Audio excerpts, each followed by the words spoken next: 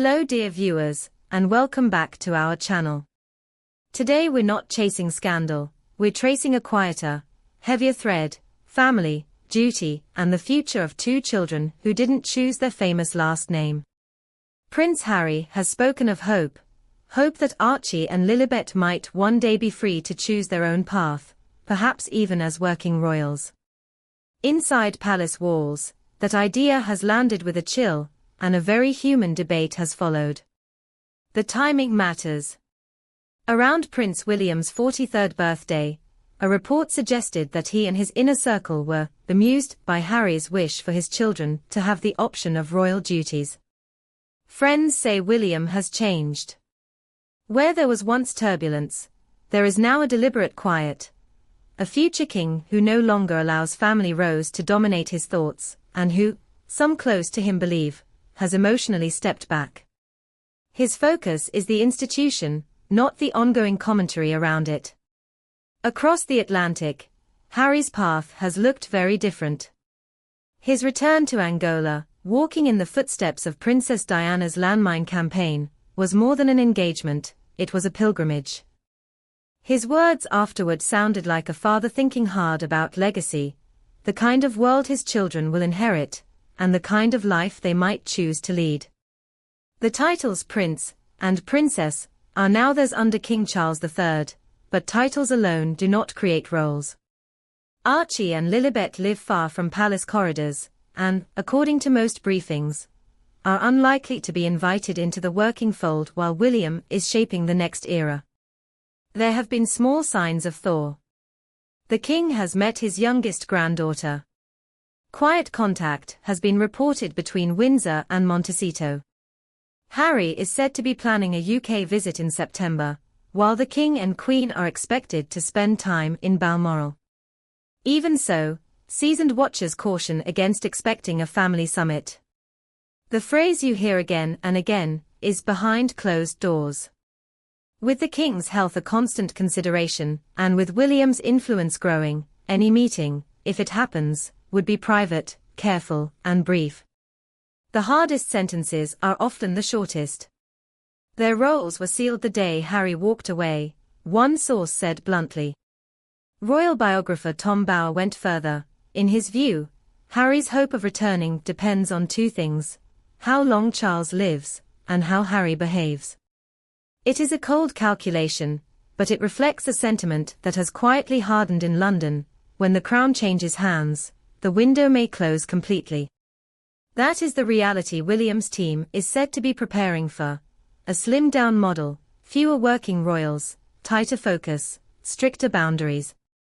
To understand the stakes, remember that working royal is not a sentimental label, it's a constitutional job. Roles are granted by the sovereign, shaped with government, and bound by public expectation.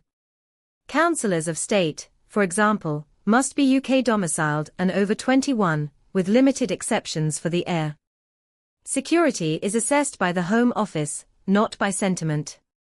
Funding is scrutinised, schedules are relentless, and the press rota is unforgiving. Above all, it runs on trust, public trust, institutional trust, and family trust. Without that, titles are just ink on parchment.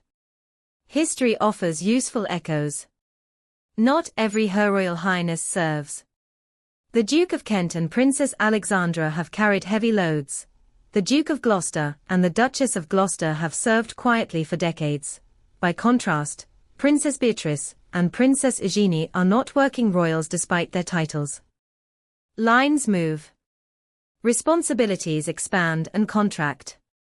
The system adapts, but slowly and usually only once a reign. That is why observers say the decisive moment is not this month, or even this year. It is the transition from the reign of a father to the reign of a son. There is also the matter of place. Archie and Lilibet are American-based, with American schooling, friends, and rhythms. A UK-centric public role would demand a UK-centric life, at least part of the year. That means schools, security, and a level of press exposure their parents left Britain to avoid. Even a hybrid model would be complex: visas, schooling calendars, privacy laws, and the constant question of who pays. These are not tabloid talking points. They are the dry, difficult details that decide what is possible. If you ask courtiers what would need to happen for genuine choice to exist one day, you hear the same quiet list. Time in the UK, not as photo opportunities, but as patterns of life, terms at school, summers with grandparents, regular presence at low-key engagements where the story is the cause, not the cameras. A sustained stretch of service-first appearances, free of commercial tie-ins. Long, private conversations between brothers, with candor and without intermediaries.